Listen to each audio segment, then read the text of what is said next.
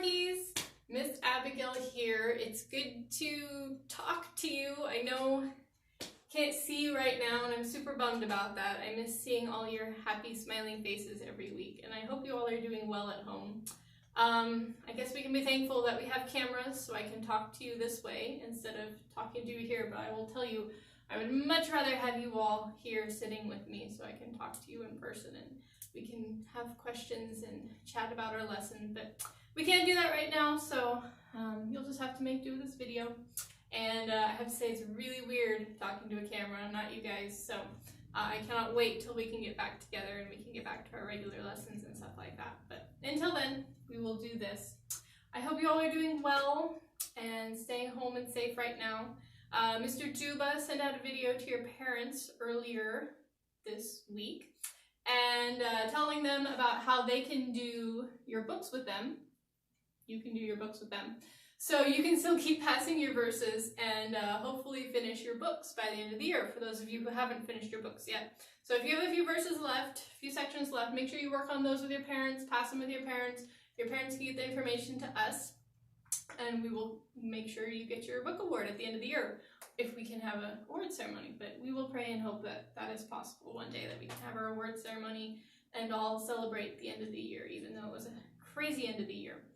So keep working on your books, keep saying your sections. If you have finished your book, feel free to go ahead and do a review with your parents if you want, or just watch these videos every week and keep learning and remembering the verses that you have memorized. So we will be sending out these videos every week for the next 4 or 5 weeks, I believe, as we finish up our large group time, so we can keep doing the stories that we have been talking about.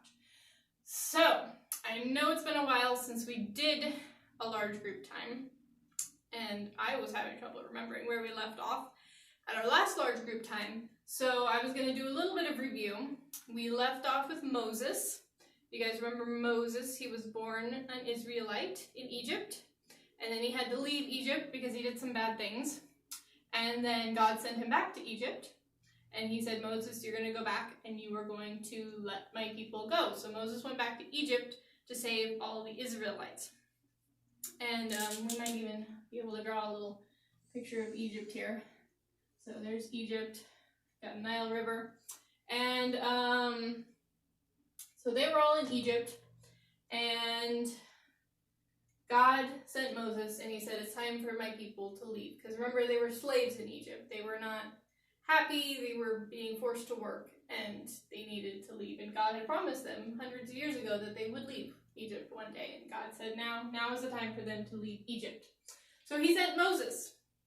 And Moses went to Egypt, and he talked with Pharaoh. And remember, Pharaoh was pretty hard-hearted. He didn't want those Israelites to go. So he kept changing his mind, and he said, yeah, you can go. Oh, no, now you can't go. Oh, yeah, you can go if you take some of your people. Oh, no, now you can't go. And so God had to send the 10 plagues, which is a little ironic considering we're living in the middle of a virus right now.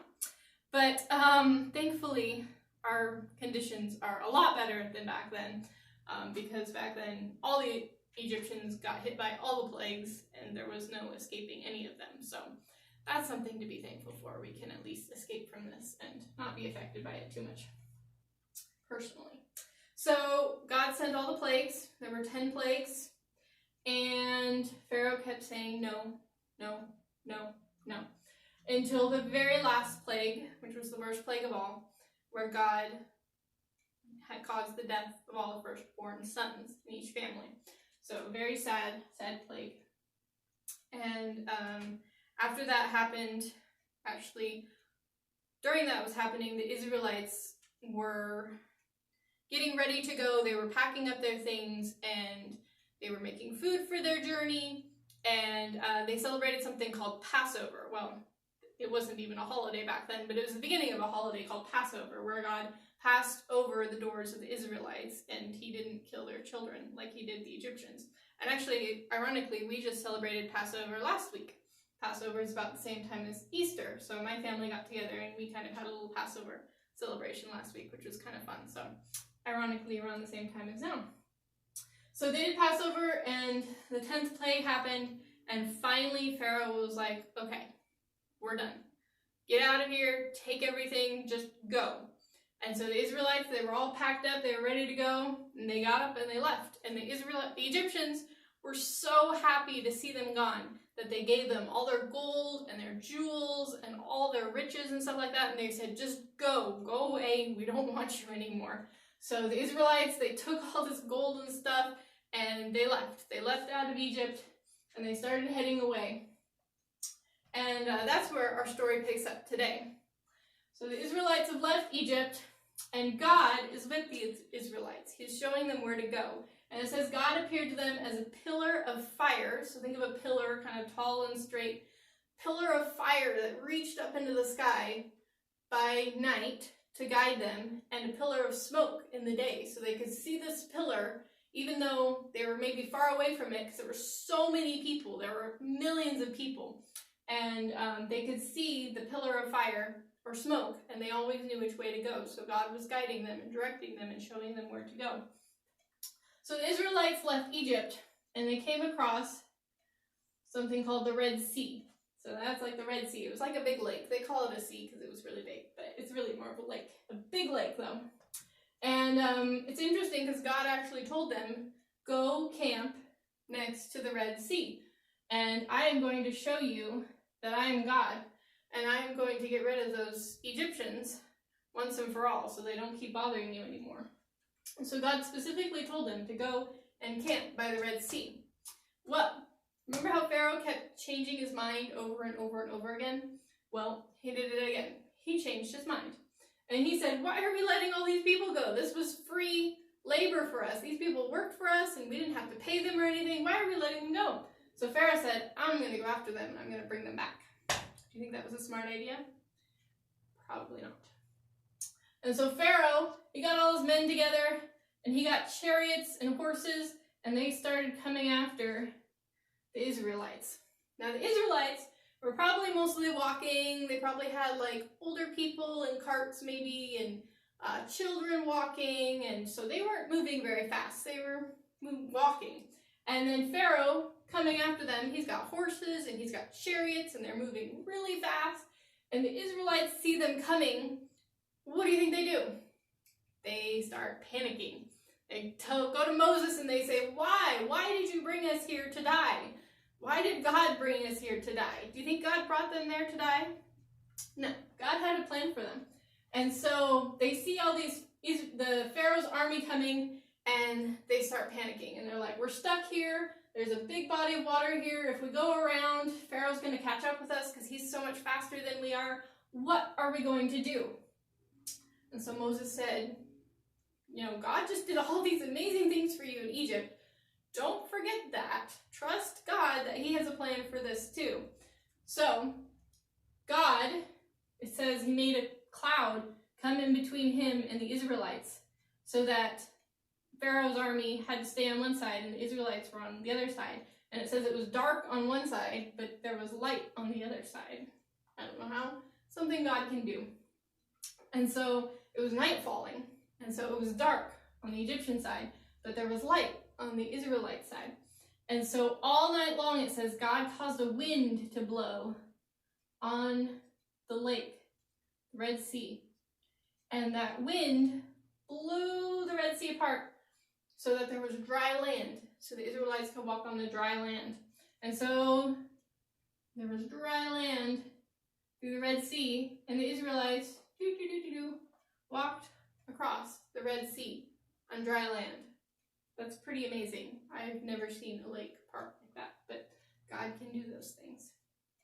So the Israelites walked across on dry land, and they all got to the other side, and I'm sure they were pretty happy. Yay! And they all got over there. Remember, there was so many of them. There was a lot of people. And they got across, and God lowered the cloud of smoke between the Egyptians and the Israelites. And the Egyptians saw, hey, they're getting away on the Red Sea, but look, we can follow after them. So the Egyptians started crossing the Red Sea in their horses and their chariots. And the Israelites, I'm sure, are getting probably pretty nervous because remember, still, those horses and chariots are still faster than them. So even if they start moving, those horses and chariots are going to catch up with them. So they were probably getting a little worried about that too. But God told Moses, hey, remember, I'm in charge. I know what I'm doing. So trust me, and I've got a plan for this. And so they started crossing, and it says God caused the waters to stop. The winds to stop, and the waters all came back down, and they covered the Egyptians there. And all of Pharaoh's army was wiped out in the water. Not a single person remained. And so God removed the Egyptians as a threat. He got rid of their whole army just like that. And now there's nobody left to chase the Israelites. And the Israelites are all safe on this side. And God has provided for them. And they're going to keep journeying on. And we'll keep talking about that. But it's interesting how God had the Israelites placed there, exactly there for that purpose, so he could show them that he was in charge and he knew what he was doing and he had a plan.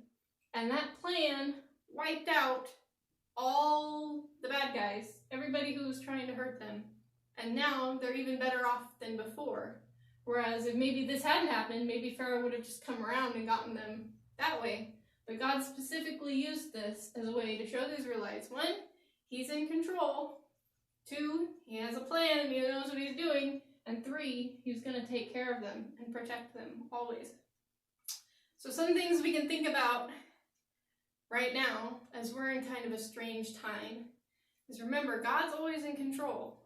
Even when it seems like the world is turning upside down, school's canceled, everything's been canceled, Awana's canceled, church is canceled, we can still know that God is in control. And even when things seem crazy, we're not stuck up against the lake with an army breathing down our neck. But even when things seem crazy and out of control, we can still trust God that he knows what he's doing. He has a plan for it.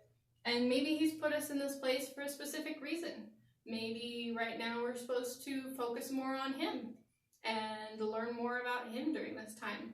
And without other distractions to keep us busy. Maybe we're learning to love our neighbor better and help other people out better. There's lots of things we can do during this time to focus on God. And just remember that he's in control and he knows what he's doing. So I hope you guys are all doing well. And just remember that as you go throughout this week. And we did a song a few weeks ago before we ended called My God is Always in Control. I'm not going to sing it for you now, but I am going to include a link to it in the description here, so you can have your parents maybe click on that for you so you can go watch that video. And just remember that God is in control and he knows what he's doing.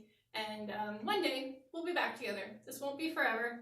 And while it is happening, just remember to keep doing your verses and keep praying and talking to God, and he'll get you through it. I miss you guys a lot, and we'll see you hopefully in a few weeks. Bye!